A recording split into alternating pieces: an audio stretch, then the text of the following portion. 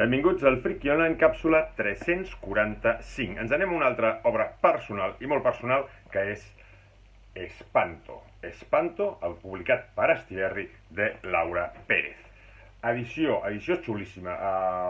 Tapa dura, amb aquest rotllo així que és com gravaet, com si fos tela, que és maco, una mica delicat aquestes coses després, perquè després s'embruten, perquè és blanc i tal, i té aquest rotllo tela i pot ser que s'embruti. Però bueno, molt maco.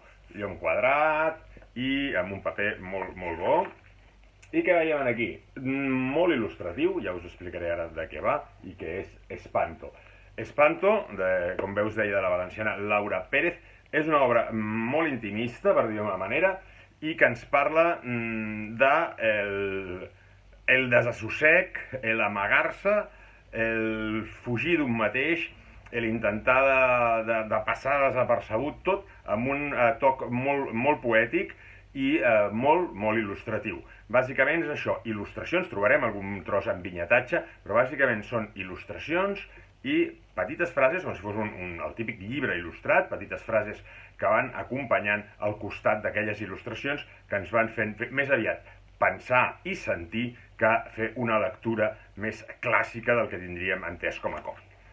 Com podeu veure, les il·lustracions amb aquest estil modalicat, amb molt de cabell, ja us dic, hi ha molta història de cabell, parlarem molt de cabell, blanc i negre, en blanc i negre molt pur, aquests texts petits, i amb escenes, ja us dic, molt negre, tot plegat, amb aquesta sensació de desencís,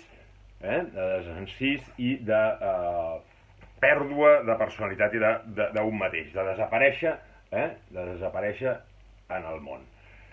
Un llibre il·lustrat que realment val molt la pena, molt interessant, amb un còmic, ja en diríem, amb un caire molt més experimental de moltes coses que estem acostumats, i amb aquest format quadrat, aquest format, un rotllo una mica vinil, EP, no ni LP ni single, sinó EP, amb aquesta edició que ha fet Estiberri tan xula d'aquesta última obra de Laura Pérez.